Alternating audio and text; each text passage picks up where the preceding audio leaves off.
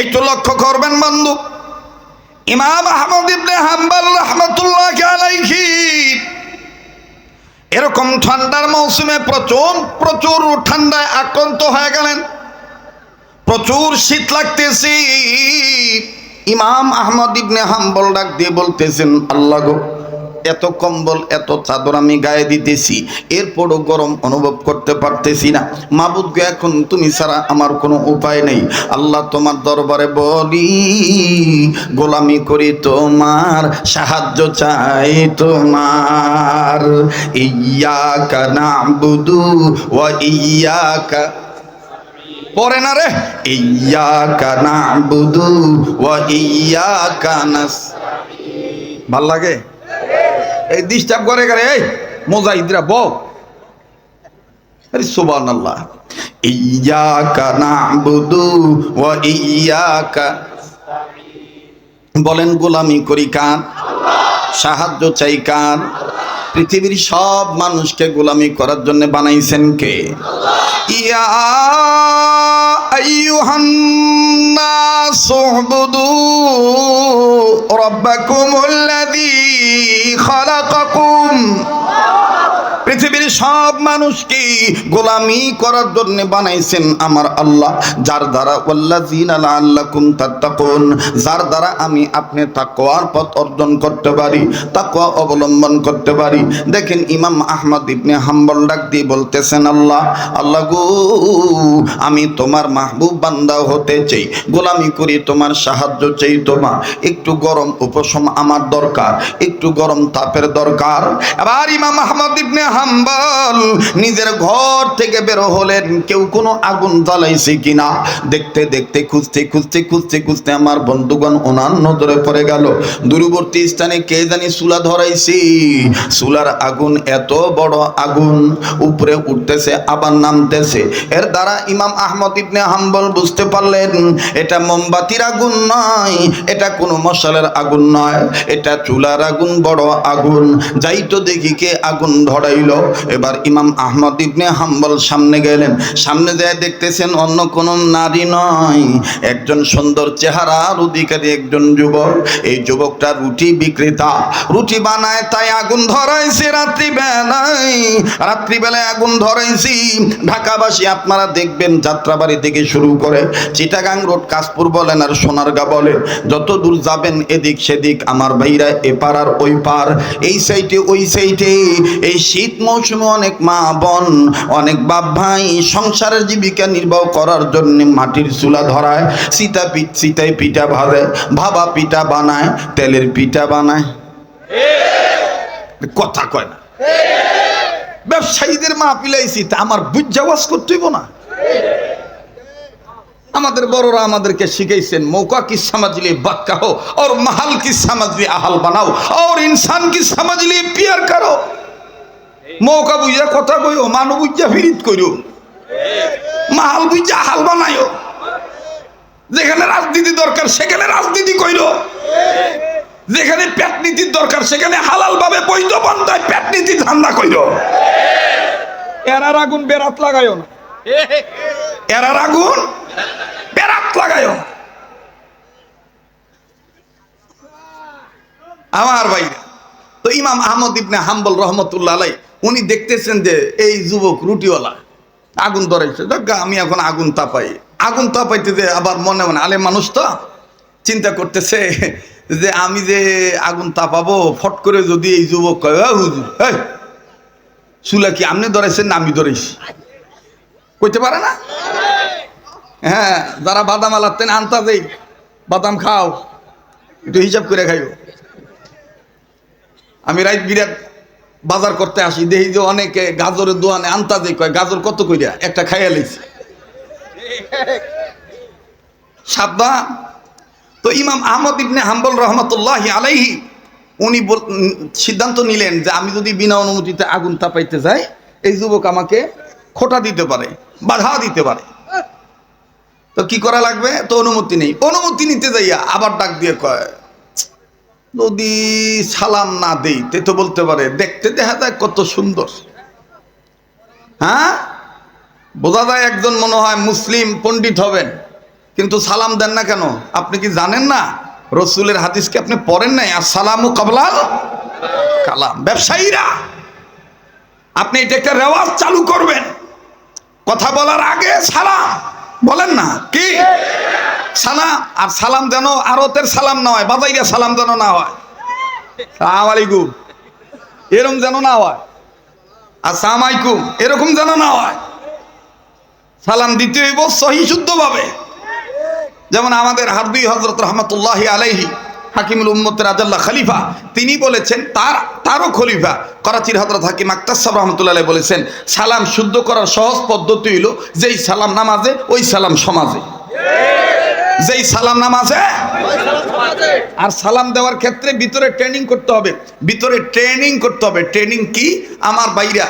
ট্রেনিংটা হলো এই তিনটা কথা আপনি মুখস্থ করবেন। যেমন আমাদের যাত্রাবাড়ি হযরত একটা কিতাব উম্মতের ইসলার জন্য সাহাল নুসখা হিসাবে সহজ ব্যবস্থাপত্র প্রেসক্রিপশন আকারে অনেক বাংলাদেশের অনেক মসজিদ মাদ্রাসায় এই কিতাবটা আছে। আমি নিজেও একসময় করোনার সময় এটা ফেরি করছি। প্রায় 12,000-এর উপরে এই 1 মিনিটের মাদ্রাসা কিতাব উত্তরবঙ্গে, দক্ষিণবঙ্গে, পশ্চিমবঙ্গে আমি মসজিদে মসজিদে বয়ান করে এগুলো আমি পৌঁছে দিছি আমার ভাইরা। তো এই 1 মিনিটের মাদ্রাসার কিতাবের মধ্যে সুন্দর করে লেখা আছে যে সালাম দেওয়ার সহজ পদ্ধতি হলো 3টি, মানে ভিতরে 3টা প্রশিক্ষণ মনে মনে জপন করা। জোরে জোরে সালাম দেওয়া, শুদ্ধ করে সালাম দেওয়া, আগে আগে সালাম দেওয়া। তো মুখস্থ করেন না, আগে আগে সালাম দেওয়া। খালি নিবেন না দিবেন? আমগো অবস্থা তো এমন হয়েছে, বেটা আমি বড় আরতের মালিক, তুই আমার ফেলাম আলি দেস না কে?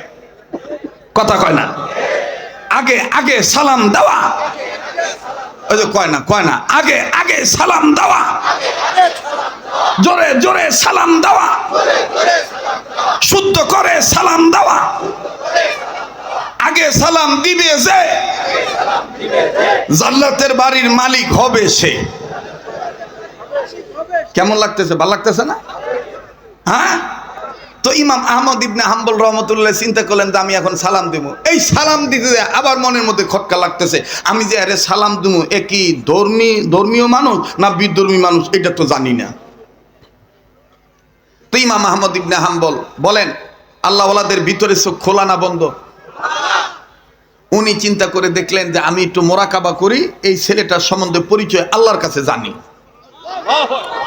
উনি চোখ বন্ধ করলেন, চোখ বন্ধ করে দেখেন বাতিনি চোখ দিয়ে আল্লাহ দেখায় দিতেছে এই ছেলে শুধু মুসলমান না, জান্নাত ওয়ালা ছেলে। আরো আসছে কোন কি ছেলে? জান্নাত ওয়ালা ছেলে। তো ইমাম আহমদ ইবনে হাম্বল বলতেছে, সুবহানাল্লাহ, এই জান্নাত ওয়ালা সন্তান। আমি কি ভাবলাম আর হইল কি?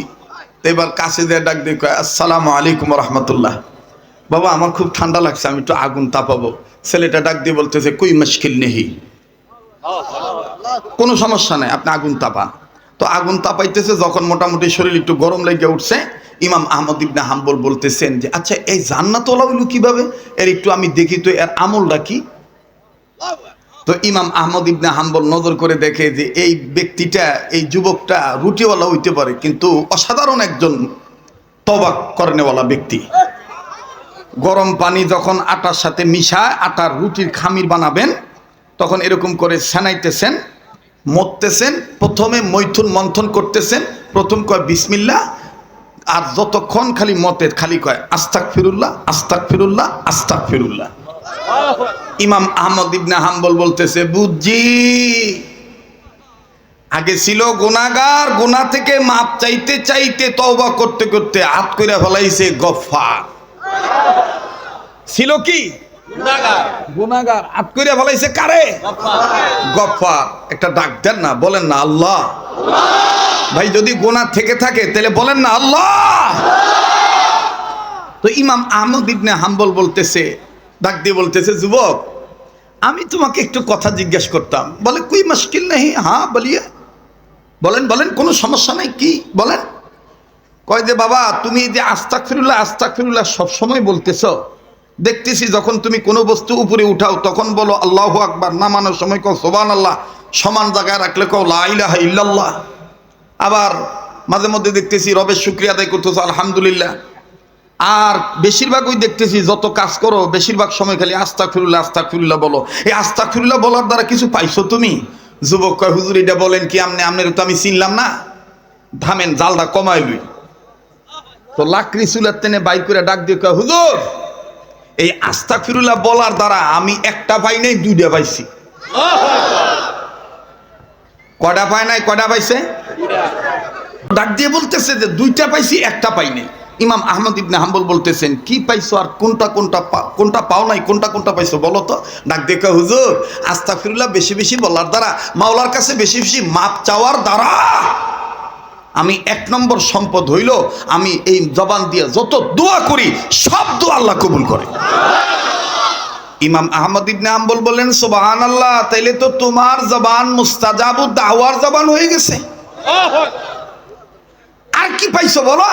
ডাক দিয়ে কয় হুজুর আর একটা সম্পদের মধ্যে প্রতি রাত ঘুমের মধ্যে স্বপ্নে দেখি জনাবে মুহাম্মদ রাসূলুল্লাহ সাল্লাল্লাহু আলাইহি সাল্লাম আমার ঘরে তাশরীফ আনছে। তাই ইমাম আহমদ ইবনে হাম্বল বলতেছেন এই দুইটা পাইলে আর কিছু লাগে? যা কও তাই কবুল হয়ে যায়। নবীরে স্বপ্নের মধ্যে দেখো, তার কি পাও নাই, দুঃখ কি? কয় হুজুর যে দুঃখ ওইটা তো আমনেরে কইলে লাভ নাই। কয় বেটা কও দি। কয় হুজুর একদিন নবীদের স্বপ্নের মাধ্যমে যখন পাইলাম বাজানো, আমি দেখবো এখন কার দিল নরম হয়। কান্না না আসলো কান্নার ভান ধরবে, নাকটার মধ্যে কেমন জানি আল্লাহওয়ালাদের গ্রাম পাইতেছি। যেদিকে তাকাই সেদিকেই শুধু নূর আর নূর দেখতে পাচ্ছি। আমার দিল বলে আজকের মাহফিলে দোয়া কবুল হইয়া যাবে। মায়া লাগা ডাক দেন না, বলেন না আল্লাহ।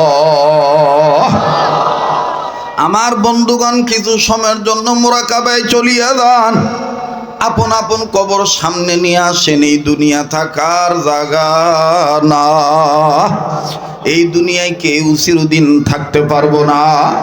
আমি আপনি রঙ্গরসের তামাশার জিন্দেগি পালন করি, দুনিয়ার চাকচিক্যময় পাইয়া হালাল ব্যবসা বাদ দিয়া হারাম ব্যবসা করার ফিকির করি।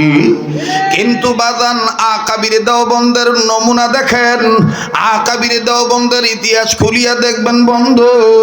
ফকিহুন নাফস রশিদ আহমদ গঙ্গুই রহমাতুল্লাহি আলাইহি, আল্লাহু আকবার, উনি প্রত্যেকটা দিন ঘুমানোর আগে আমার বন্ধুগণ একটা চিঠি লিখতেন আল্লাহর কাছে।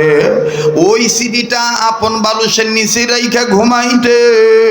চিঠির ভাষা ছিল এইরকম, মালিক এই যে আমি ঘুমাবো, না জানি এই ঘুম আমার শেষ ঘুম। আমার বন্ধুগণ এই বয়ান আমার আপনার জীবনের শেষ বয়ান হইতে পারে।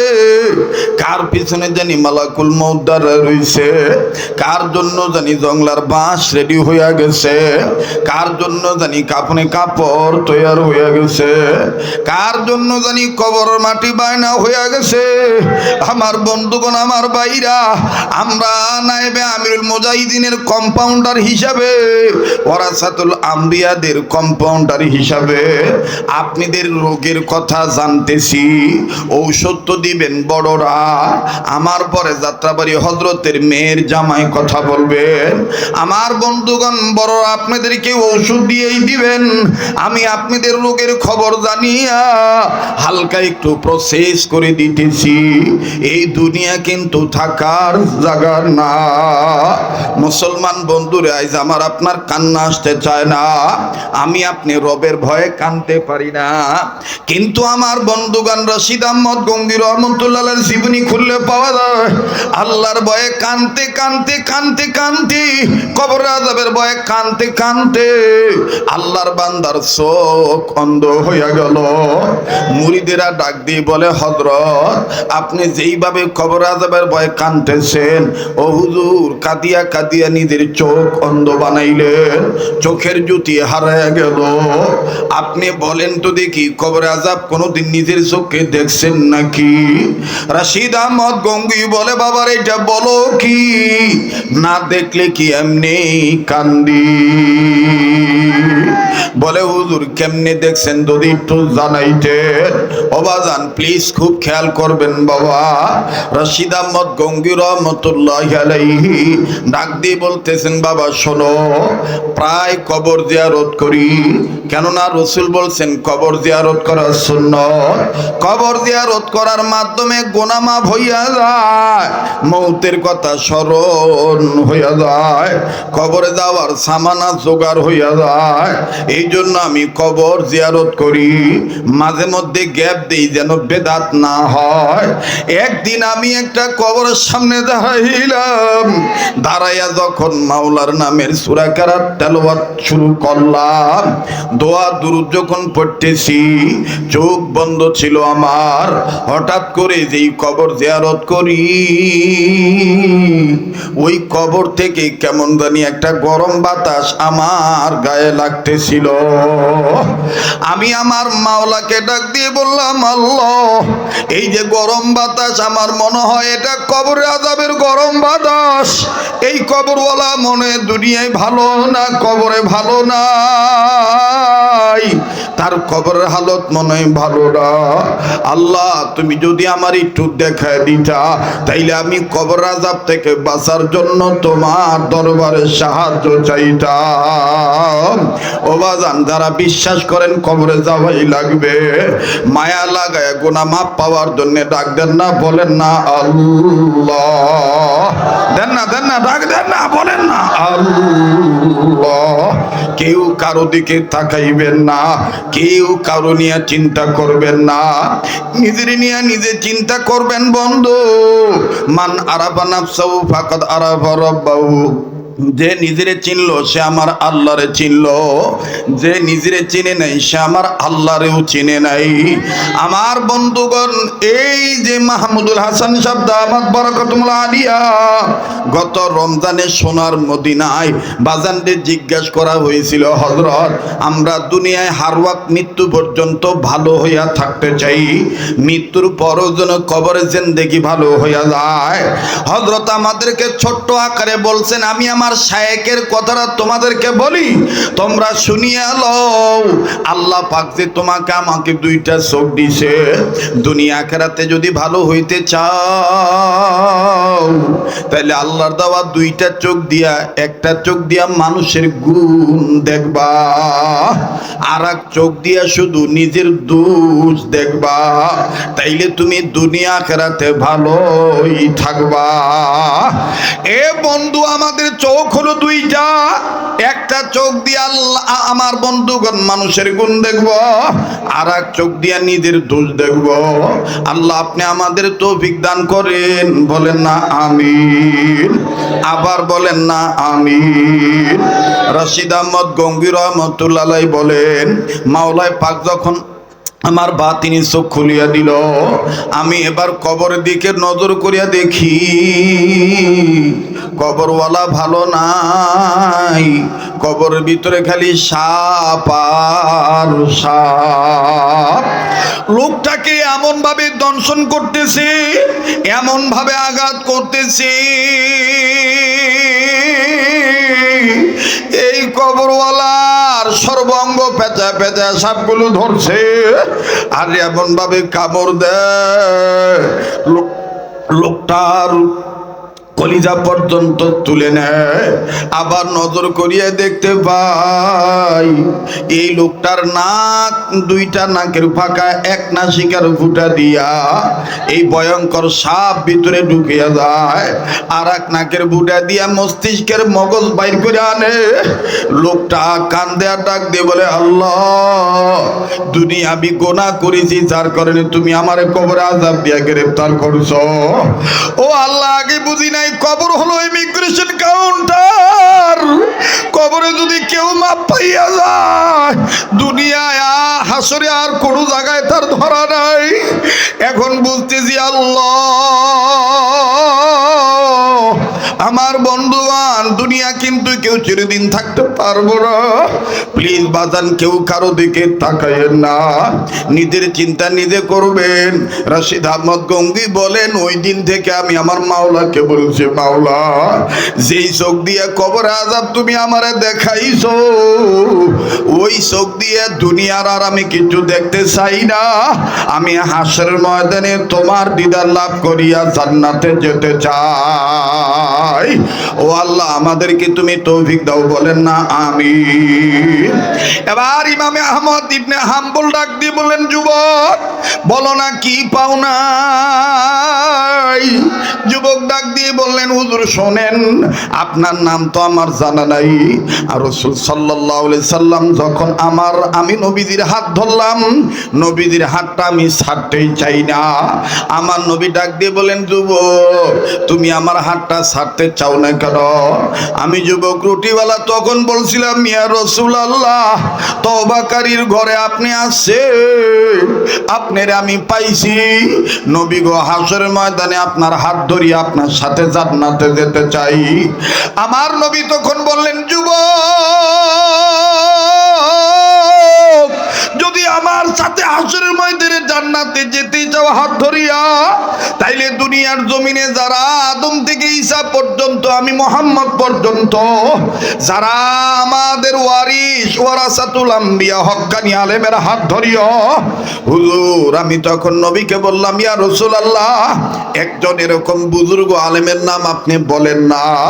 হুজুর জানেননি, স্বপ্নের মাধ্যমে আমার নবী আমার হাতটা ধরিয়া বলছে, জামানার মধ্যে যুগ শ্রেষ্ঠ হাদিস বিশারদ, আমার ওয়ারিস ওয়ারাসাতুল আম্বিয়া, তার নাম হলো ইমাম আহমদ ইবনে হাম্বল। ওর হাতে হাত রাখিয়া সুন্নত মোতাবেক জিন্দেগি পার করলেই হাসরের ময়দানে আমি নবীর হাত ধরিয়া জান্নাতে যাইতে পারবা। হুজুর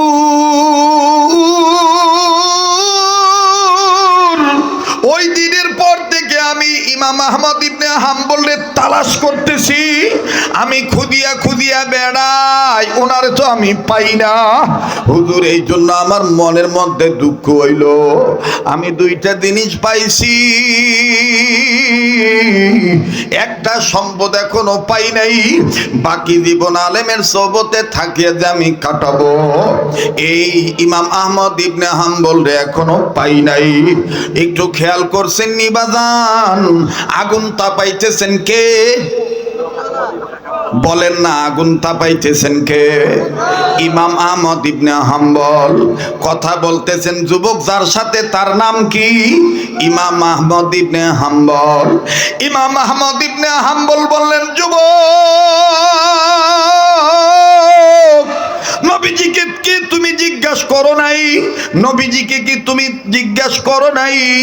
নবীজি ইমাম আহমদ ইবনে হাম্বলকে তালাশ করিয়া পামু কেমনে? যদি পাইয়াই যাই তারে চিনার আলামত কি? যুবক বলে, হুজুর আমি কি বসিয়া রইছি? আমার নবীকে আমি জিজ্ঞাসা করেছিলাম, ইয়া রাসূলুল্লাহ, ইমাম আহমদ ইবনে হাম্বলকে দেখতে কেমন হবে? আমি কেমনে বুঝবো ওনার নাম ইমাম আহমদ ইবনে হাম্বল? যুবককে ইমাম আহমদ ইবনে হাম্বল বলেন, তারপরে নবী কি বলছেন? ডেকে ডেকে বলেন, হুজুর ইমাম আহমদ ইবনে হাম্বল নাকি উনি? নবীজি বলছেন, একমাত্র ইমাম আহমদ ইবনে হাম্বলই জানেন হাসরের ময়দানে কয়জন নারী হাসতে হাসতে জান্নাতে যাবে। আর কি আলামত বলে, আরো নমুনা হুজুর বলছেন, ইমাম আহমদ ইবনে হাম্বলের হাতের সাথে হাত লাগানোর পর ওই হাত যদি আমি নাকের কাছে নেই, নবীজির শরীর মোবারক থেকে, নবীজির হাত মোবারক থেকে আমি যেরকম জান্নাতি খুশবু মিশকো আম্বরের গ্রান পাই, ইমাম আহমদ ইবনে হাম্বলের হাত ধরলে নাকি ওই গ্রান পাওয়া যাবে। আল্লাহু আকবার। ইমাম আহমদ ইবনে হাম্বল ডাক দিয়া বলেন, আল্লাহ। এখন আর যুবকের সামনে কোনো কথা বলে না, নিজে নিজেই কান্দে আর ডাক দিয়ে বলে, আল্লাহ,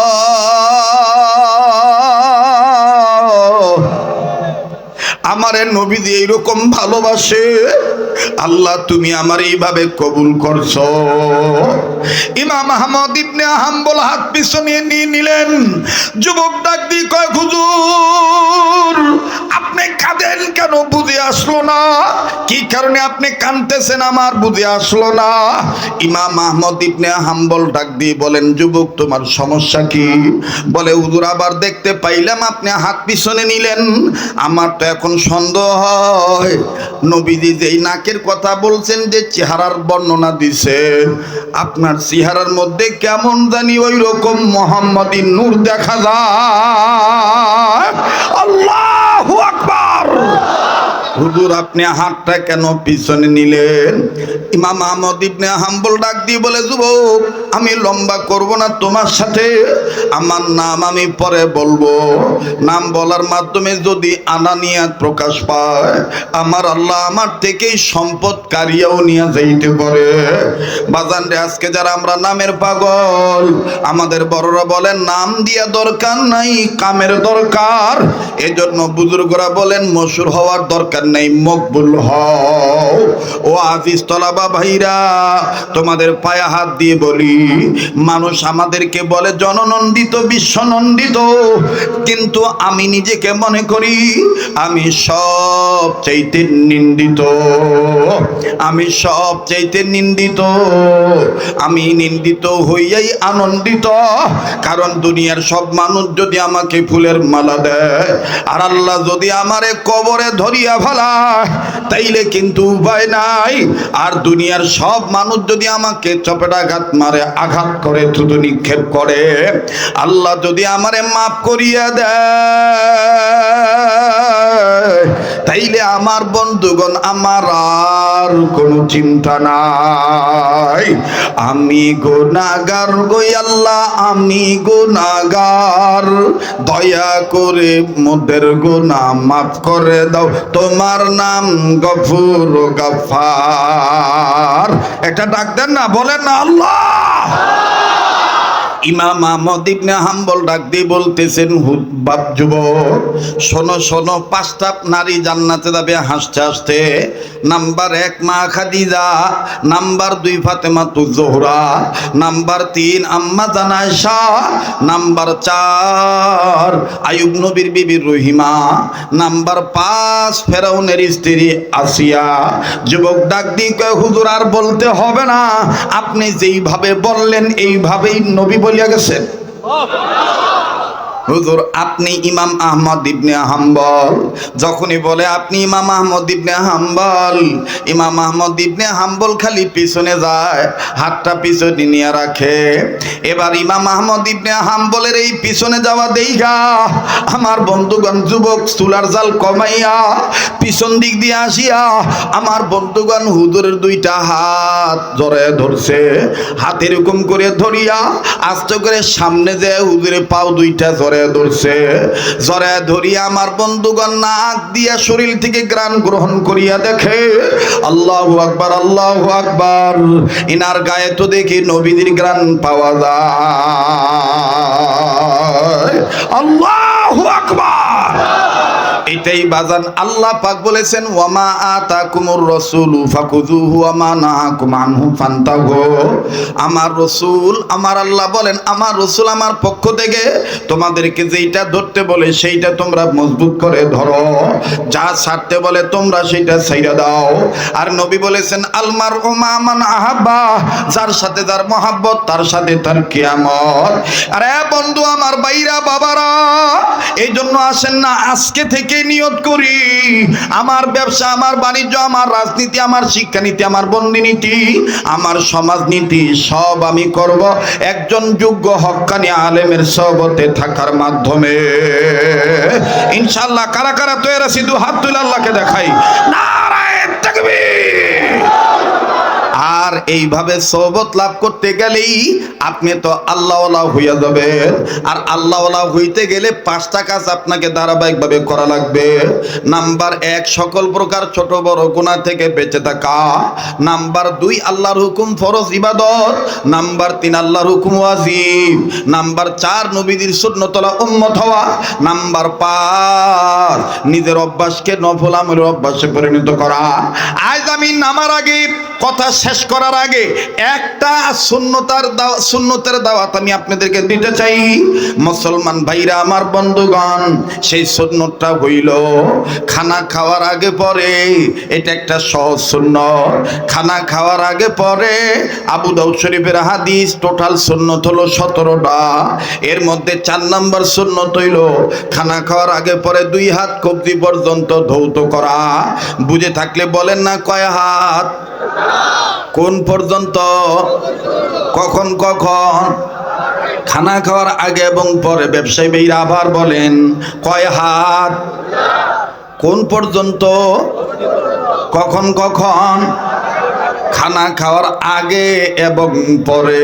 পারবো তো ইনশাল্লাহ? পারবো তো ইনশাল্লাহ? তাহলে স্লোগান হয়ে যাক, সুন্নত যেখানে উম্মত সেখানে। কথা বলেন ঠিক কিনা? সুন্নত আছে যেখানে উম্মত আছে। নারায়ে তাকবীর। আজকের আলোচ্য বিষয়বস্তু থেকে আমরা কয়েকটা শিক্ষা গ্রহণের সবক পাইলাম। নাম্বার 1, চোখ কয়টা? এক চোখ দিয়ে সকল মানুষের গুণ দেখব, আর এক চোখ দিয়ে নিজের দোষ দেখব আমার ভাইরা। নাম্বার 2, আল্লাহওয়ালা হইতে গেলে কয়টা কাজ করতে হবে? 5টা কাজ। নাম্বার 1, সকল প্রকার গুনাহ থেকে বেঁচে থাকা। নাম্বার 2, আল্লাহর হুকুম ফরজ ইবাদত ঠিক মতন আদায় করা। নাম্বার 3, আল্লাহর হুকুম ওয়াজিব ঠিক মতন আদায় করা। নাম্বার 4, সুন্নতওয়ালা উম্মত হওয়া। নাম্বার 5, নিজের অভ্যাসকে নফল আমলের অভ্যাসে পরিণত করা। সুবহানাল্লাহ বলেন। 3 নম্বর সবক হইল আমার বন্ধুগণ, আমার ভাইরা, সুন্নত আছে যেখানে উম্মত আছে সেখানে। এটাই আল্লাহর আদেশ। এটা কার আদেশ? তোমরা যদি আমাকে পেতে চাও, আমার নবীর ইত্তেবা করো, আমার নবীর অনুসরণ করো।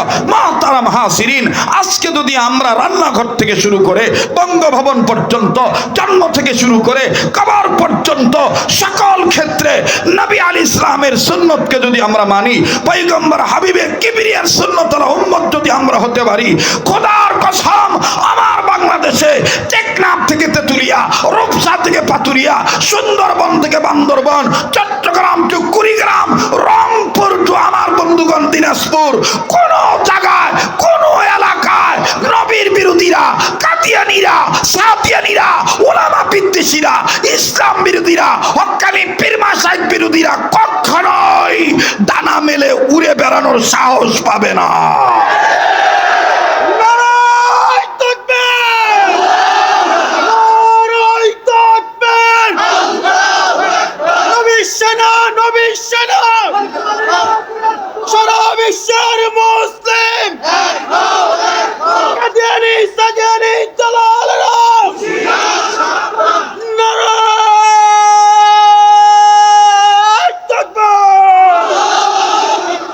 ইমানি স্লোগান এই ময়দান থেকে হয়ে যাক। যারা নবীকে শেষ নবী মানে না তারা কি? কাদিয়ানীরা কি? কাদিয়ানীদেরকে যারা কাফের মনে করে না তারাও কাফের। কাদিয়ানীরা নিজে বলবেন, ডান বাম লক্ষ্য করবেন, কে বলে না? কাদিয়ানীরা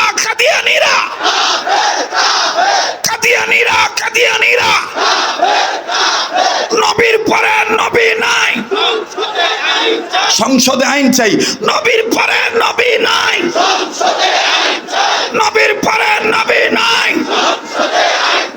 নারায়ে তাকবীর। নামার আগে শেষ সবক আবার ওই যে প্রথম হেডিংটা মনে করে দিয়ে দেই। আমাদের মরণ যেন হয়, আমাদের মরণ যেন হয়, আমাদের। আরে কয়না রে মুখ লড়ে না, বলেন না। আমাদের মরণ যেন হয়, আমাদের। সবাই বলেন, গুনাহ মাফের আশায় বলেন না। আল্লাহ আল্লাহ বলতে বলতে, নবীর প্রেমে চলতে চলতে, আল্লাহ আল্লাহ তে বলতে নবীর প্রেমে চলতে চলতে মরণ যেন হয় আমাদের, মাশাআল্লাহ, আমাদের মরণ যেন হয় আমাদের। ওর দিনের পথে চলতে গিয়ে মুমিন,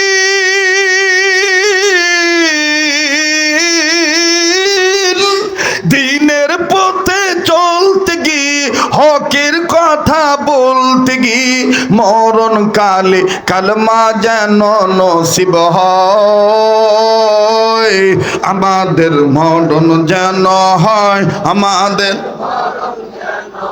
আল্লাহ আমাদের কবুল করেন, বলেন আমিন। নির্দেশ আল্লাহর হুকুমে নবীর তরিকা মতে চলবো তো ইনশাআল্লাহ।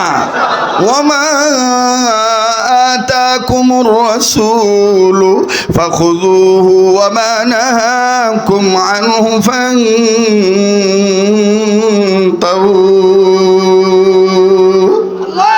بارك الله لنا ولكم في القرآن العظيم ونفعنا وإياكم بالآيات والذكر الحكيم سبحان ربك رب العزة عما يصفون وسلام على المرسلين والحمد لله رب العالمين। আলহামদুলিল্লাহ। হযরত আল্লাহ তাআলা সুস্থতার সাথে নেকান করুন। স্লোগান দেওয়া যায় না। অনেকে বলেছিলেন, অনেক বুদ্ধিজীবী বলেছিলেন, অনেক কর্মকর্তা বলেছিলেন নারা তাকবীর আল্লাহু আকবার জামাত হেফাজত বিএনপি জঙ্গির স্লোগান। আল্লাহু আকবার কোনো ব্যক্তি কেন্দ্রিক স্লোগান নয়, আল্লাহু আকবার কোনো দল কেন্দ্রিক স্লোগান নয়। আল্লাহু আকবার বলতে হবে, নির্দেশ কার? ইয়া আইয়ুহাল মুদাথথির কুম ফাআনযির ওয়া রাব্বাকা ফাকাব্বির। يا أيها المدثر قم فأنذر وربك فكبر। بحر दिन वा बहर दुनिया बहर नाम अल्लाह अल्लाह कर दबायद वसलाम। बहर दिन वा बहर दुनिया बहर नाम अल्लाह अल्लाह कर दबायद वसलाम। अल्लाह अल्लाह क्या मुबारक नाम है, अल्लाह अल्लाह मोमिनों का, गुलामों का, आशिकों का, मुजाहिदों का काम है। ও রব্বাকা ফাকাব্বির। ভয় পাচ্ছেন? ভয় পাচ্ছেন?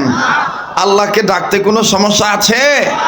আরে আল্লাহকে ডাকতে ডাকতে যদি মরণ হয়ে যায় তাহলে আমাদের নসিব ভালো, ঠিক কি না? আল্লাহ আল্লাহ ডাকতে ডাকতে নবীর প্রেমে চলতে চলতে মরণ যেন হয় আমাদের, মরণ। মুজাহিদরা আওয়াজ দিয়ে বলেন, আমাদের মরণ যেন হয় আমাদের। কষ্ট হচ্ছে?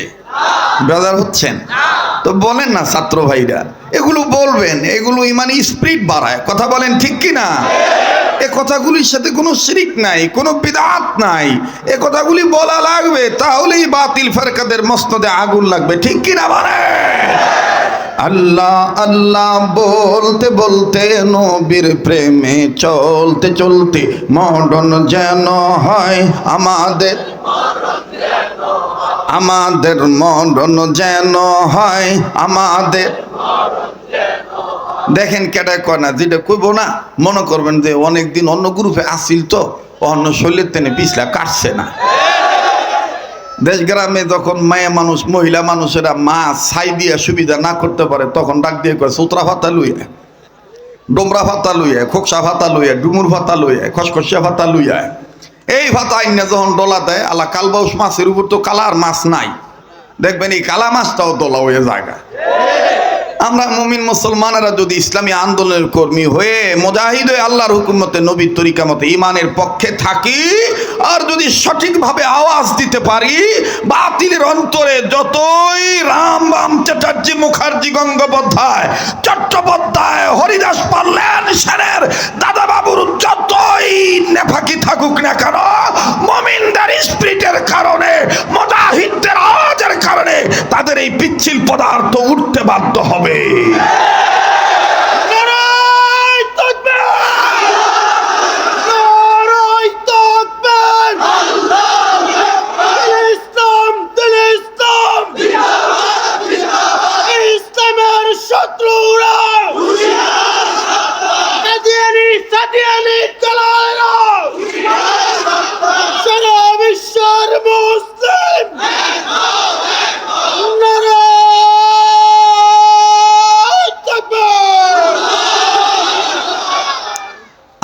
আমাদের মরণ যেন হয় আমাদের। কেউ জবান বন্ধ রাখবে না। আল্লাহ নিজেই বলেছেন, ইমানদাররা আমাকে ভয় করার মতন ভয় করো, আর সত্যিকারের মুসলমান না হয়ে মরিও না। যদি আমরা দিনের পথে মরতে চাই, কথা বলেন, আমাদের মরণ যেন হয় আমাদের, জোরে, আমাদের মরণ যেন হয় আমাদের। আল্লাহ আল্লাহ বলতে বলতে, নবীর প্রেমে চলতে চলতে, আল্লাহ আল্লাহ বলতে বলতে, নবীর প্রেমে চলতে চলতে, মরণ যেন হয় আমাদের, হয় আমাদের। দিনের পথে চলতে গিয়ে, হকের কথা বলতে গিয়ে, দিনের পথে চলতে গিয়ে মুমিন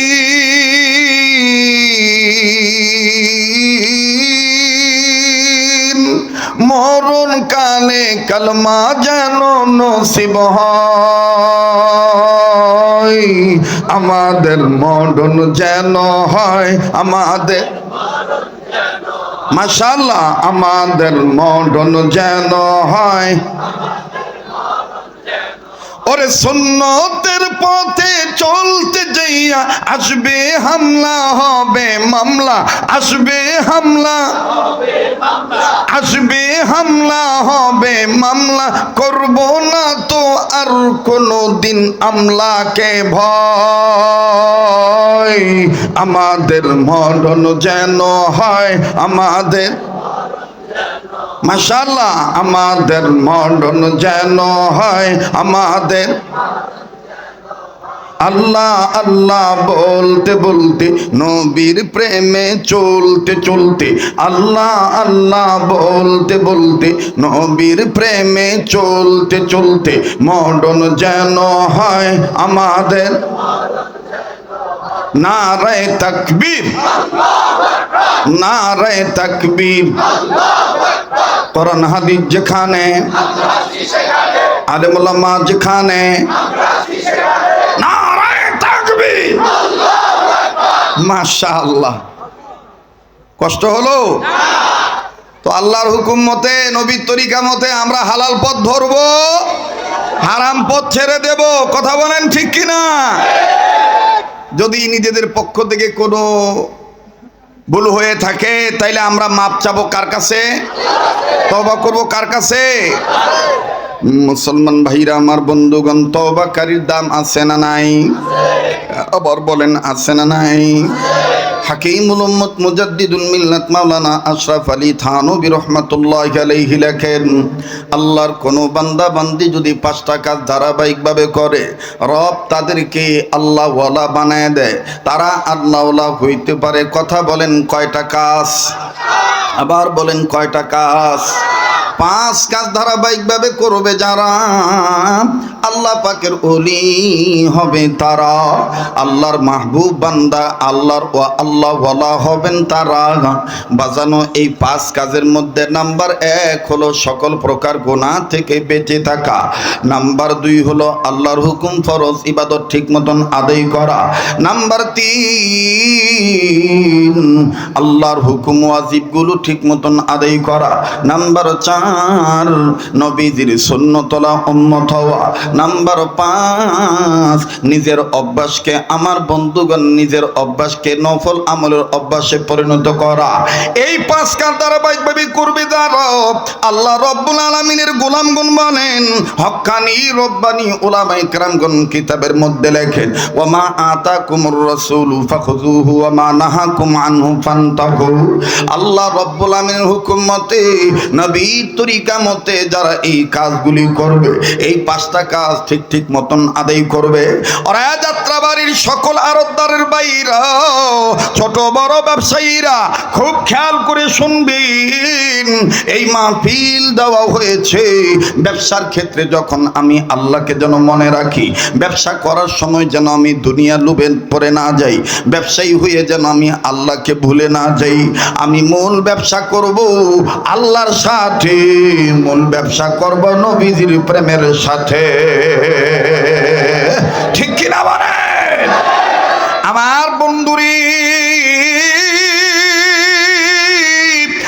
যতক্ষণ আমি আলোচনা আগায় নিতে পারি, তবে আগামীকাল আবার আমি আসতেছি পাশের বাজারে বাজারে, ওখানে কিন্তু নজরুল ইসলাম কাসিম হুজুরের পরে আমার বয়ান। আজকের মতন আর তাড়াহুড়া নাই, অল্প সময়ের মধ্যে আমি আজকে কথাটা শর্ট করে বলে বিদায় নেব ইনশাআল্লাহ।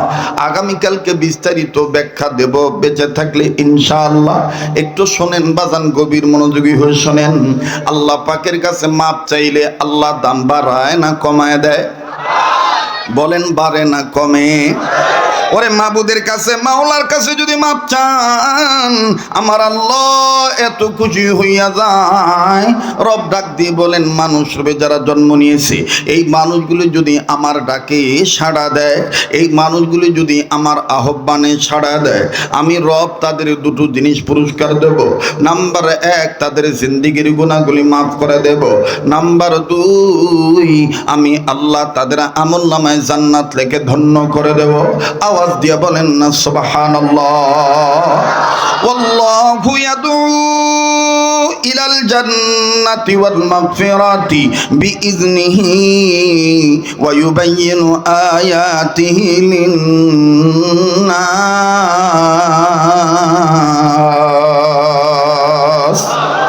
রব বলেন, মানুষ রূপে যারা জন্ম নিল,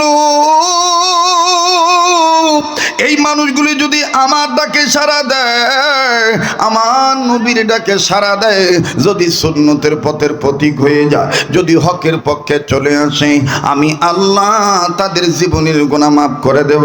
আমলনামায় আমি আল্লাহ জান্নাত লিখে ধন্য করে দেব। দেখেন মুসলমান ভাইরা আমার, বন্ধুগণ, ধনী হন গরিব হন, বড় ব্যবসায়ী হন ছোট ব্যবসায়ী হন, গভীর মনোযোগী হয়ে কথাগুলি শোনা দরকার।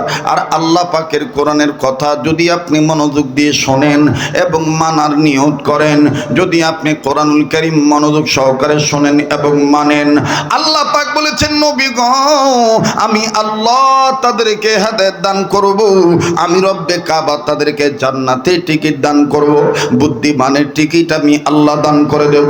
আল্লাযীনা ইয়াসতামিউনাল কাওলা ফায়াত্তাবিউনা আহসানাহু উলাইকাল্লাযীনা হাদাহুমুল্লাহ।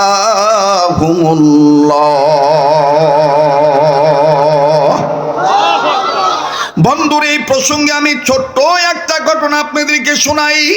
উম্মতের ওলামায়ে কেরামগণ এখানে বসে আছেন, এমন ওলামায়ে কেরাম আছেন যাদের পাদুকা, যাদের জুতা টানার যোগ্যতা আমার নাই। অবাজান, তাদের ছাত্র হইতে পারলে নিজেকে ধন্য মনে করতাম। আমার বন্ধুগণ, হাজারো আমার ভাইরা, অনেক আজিজ তলবে এখানে আছেন, যারা এলেম তলব করার উদ্দেশ্যে বড় মাদ্রাসা ছোট মাদ্রাসা আছে, আশেপাশে ছোট বড় এদারায় আমার বন্ধুগণ সময় দিতেছে। এই ছাত্র ভাইরাও জানেন এবং আমার বন্ধুগণ ওলামায়ে কেরামগণ জানেন, এই জমিনের উপরে আসমানের নিচে যত বড় বড় আইম্মায়ে মুস্তাহিদগণ ছিলেন, তন্মধ্যে একজন ছিলেন, নাম আমরা শুনেছি, আমরা যেই মাযহাব মানি, আমরা যাকে আমার বন্ধুগণ আমরা যেই মাযহাব মানি, এই মাযহাবের ইমাম ইমামে আজম আবু হানিফা রহমাতুল্লাহি আলাইহি। আরো নাম আমরা শুনেছি ইমাম মালিক রহমাতুল্লাহি আলাইহি। আরো নাম আমি আপনি জেনেছি, পড়েছি, আমার বন্ধুগণ জ্ঞান অর্জন করেছি, শুনেছি, নামটি হলো ইমাম শাফি রহমাতুল্লাহি আলাইহি। আরো নাম শুনেছি বন্ধু, যিনি স্বপ্নের মাধ্যমে আল্লাহ রাব্বুল আমিনকে দেখেছেন। আওয়াজ দিয়া বলেন না সুবহানাল্লাহ। আমার বন্ধুগণ নবীকে হাজার হাজার বার স্বপ্নের মাধ্যমে দেখেছেন, যার নাম হলো ইমাম আহমদ ইবনে হাম্বল রহমাতুল্লাহি আলাইহি। ইমাম আহমদ ইবনে হাম্বল রহমাতুল্লাহি আলাইহি আল্লাহর হুকুম মতে, নবীর তরিকা মতে এমন ভাবে হালাল পথ ধরছিলেন, বৈধ পথ ধরেছিলেন।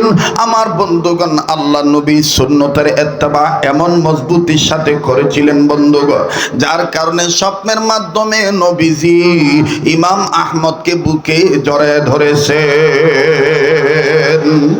আমাদের মর্ডন যেন হয়, আমাদের গামতে দেন, কেউ ডিস্টার্ব দিয়েন না, তাড়াহুড়া করতেছি, বোঝেন নাম নাই, এরপর ও যাই তুইব আরো 2 জায়গায়, বুঝেন নাই? হ্যাঁ, আরো অনেক দূর, খালি এইটা মোহাব্বতে আইসি আর কি হাজিরা দিতে সারেই না। প্রথম দিছিলাম আসরের পরে, তারপরে কয় মাগরিবের পরে। ঠিক আছে, হাজিরা দিয়ে যাই। কষ্ট হইতেছে আপনাদের?